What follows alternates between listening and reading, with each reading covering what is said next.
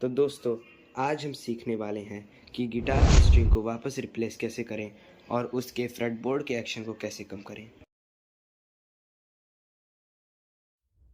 तो सबसे पहले हम आते हैं अपने गिटार के फ्रेटबोर्ड के एक्शन को कम करने के लिए। अगर आपको अपने गिटार के फ्रेटबोर्ड के एक्शन को कम करना है तो आपको ये गिटार के फ्रेटबोर्ड के नीचे यहाँ पे एक थ्रस रॉड दिखेगी। एक छोटे से छेद में वो रॉड होती है। अगर आपको वो थ्रस रॉड नहीं मिलती है तो सिंपल सी बात है, थ्रस रॉड यहाँ पे होगा ट्यूनिंग कीज के नीचे। और अगर आपको थ्रस रॉड यहाँ भी नहीं मिलता है तो आपको सिंपल अपने ब्रिज की सारी स्ट्रिंग्स को हटा के और इस ब्रिज के क्लैंप को बाहर निकालना है। जब इस ब्रिज के क्लैंप को बाहर निकालेंगे तो आपको इस क्लैंप को घिसना पड़ेगा। घिसने के लिए आप किसी भी घिसाई वाली चीज़ का यूज़ कर सकते हो और मैं यूज़ कर रहा हूँ इस रेडमार्क पेपर का। तो इस पे मैं अपने फ्रेटबोर्ड के क्लैंप को घिसूँगा और इसको थोड़ा सा हमें छोटा करना है और उसके बाद वापस इसे इस ब्रिज में रिप्लेस करना है।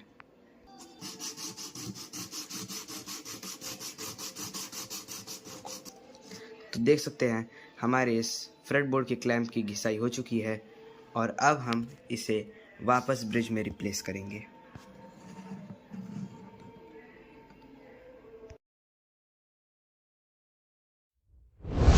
अब आते हैं हम अपने स्टेप 2 की तरफ, जिसमें हम लगाते हैं अपनी गिटार की स्ट्रिंग्स को।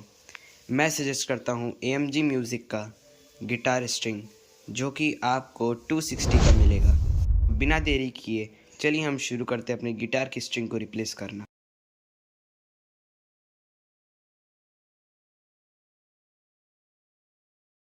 तो अब हम लगाने जा रहे हैं अपनी E6 स्ट्रिंग को। तो हम इसको अपने होल से पास करेंगे गिटार के और इसको बाहर निकालेंगे।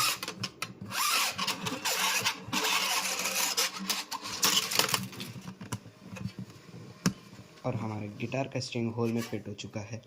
तो अब हम अपने गिटार की स्ट्रिंग को इस ट्यूनिंग पार्ट के होल से पास करेंगे, जो कि हमारे E6 स्ट्रिंग का। अब हम इसे यहाँ बाहर पास कर चुके हैं। तो अब हमें गिटार के फर्स्ट फ्रेट से इस स्ट्रिंग को उठाना है और उतना उठाना है कि ये हमारा पूरा 1 फिंगर का ऊपर हो। ठीक है, अब हम इसे इस ट्यूनिंग पार्ट के ऊपर ऐसे फ्लिप करेंगे। फ्लिप करने के बाद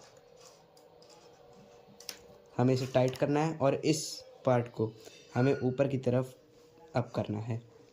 फिर अब हमें अपना ट्यूनर लेना है और इसे इस तरफ लगा के और घुमा देना है।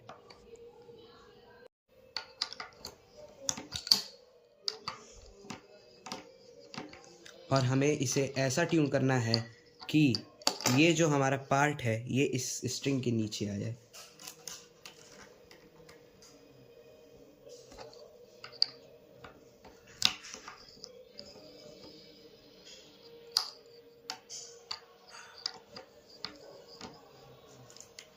और ये हमारा पार्ट नीचे आ गया। इससे क्या होगा कि आपके गिटार की स्ट्रिंग की लाइफ अच्छी हो जाएगी और ये ट्यूनिंग में भी टूटेगा नहीं।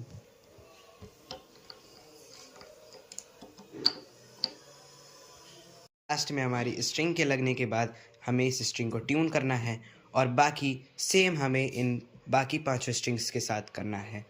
Thank you for watching this video. और अगर आपको ये टेक टिप अच्छा लगा तो प्लीज़ मेरी वीडियो को लाइक, शेयर और सब्सक्राइब करें।